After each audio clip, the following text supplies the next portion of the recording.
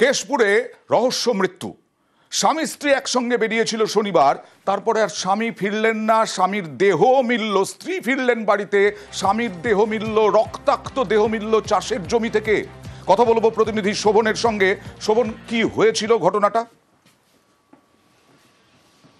দেখো আনন্দা, যেটা জানা যাচ্ছে যে গত শনিবার আনন্দপুর থানার অন্তর্গত নতুন বাজার এলাকার বাসিন্দা রিঙ্কু বাগ তার স্বামী লালু বাগকে সঙ্গে নিয়ে রথের মেলা দেখতে বেরিয়েছিলেন এবং তারপরে কিন্তু তিনি বাড়ি ফিরলেও তার স্বামী কিন্তু বাড়ি ফেরেনি।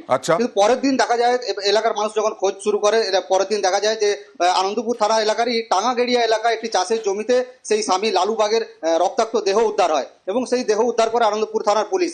এরপরেই কিন্তু যে লালুবাগ, সেই লালুবাগের ভাই কিন্তু তার সন্দেহ হয় যে তার ভাইকে খুন করা হয়েছে, তার দাদাকে, এবং তিনি থানায় অভিযোগ দায়ের করেন এবং থানায় অভিযোগ দায়ের করার পর পুলিশ তদন্তে নেমে পুলিশ জানতে পারে যে বিবাহ বহির্ভূত সম্পর্কের জেরেই এই খুন হতে পারে। এবং সেই ঘটনায় কিন্তু তার স্বামী লালুবাগের স্ত্রী রিঙ্কু বাগ এবং তার যে প্রেমিক আশিস চিংড়ি, দুজনকে গ্রেপ্তার করা হয়। এবং তার মানে বিবাহ বহির্ভূত সম্পর্কে প্রেমিককে সঙ্গে নিয়ে স্ত্রী খুন করলো স্বামীকে।